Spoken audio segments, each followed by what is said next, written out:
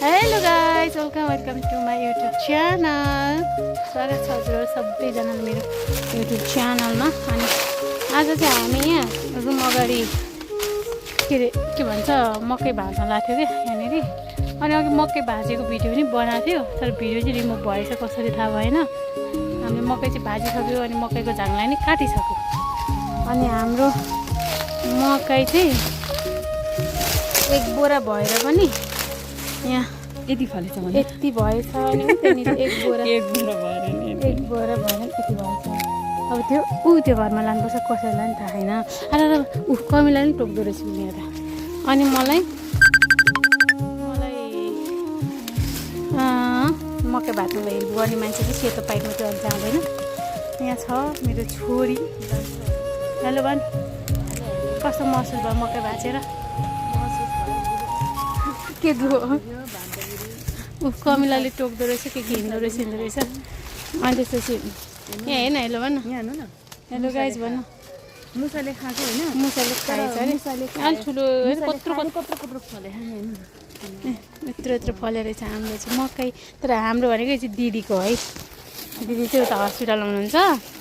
अनि अर्डर आएको के बहिनीहरूलाई, ल गएर मकै भाँदे भनेर अर्डर आएर भाँचेको।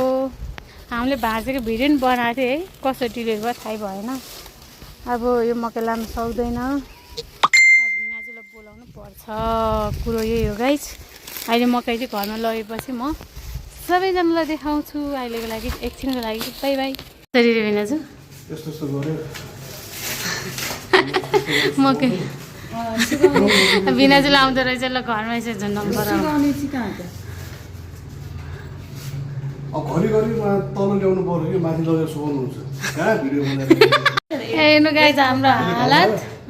मकैले एक थोक पानी काटिदिने के अरे के भन्छ मकै भाँचेर यस्तो हालत भयो।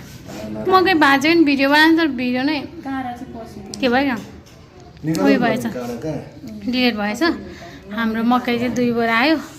पसिना हेर्नु यहाँ गर्मी यस्तो। ल यस्तो भयो हाम्रो आजको मकै। ल यति आयो हाम्रो मकै गाइज। अनि यो मकै बारी चाहिँ त्यो हो है, त्यहाँनिर भाँचेको हामीले। र हामीले भाँचेको भिडियो बनाएको थियो, कस्तो भाँचेको भिडियो नै के भएछ मकै भाँचेर मान्छेको हालत। सेतो पाइपको त्यहाँ हालत त्यस्तो भयो। मकै यही हो। मकै कत्रो ठुल्ठुलो फल्याएको छ क्या गाइस। यत्रो मकै कहाँ हुन्छ त? नि गाउँतिर नि हुँदैन यस्तो।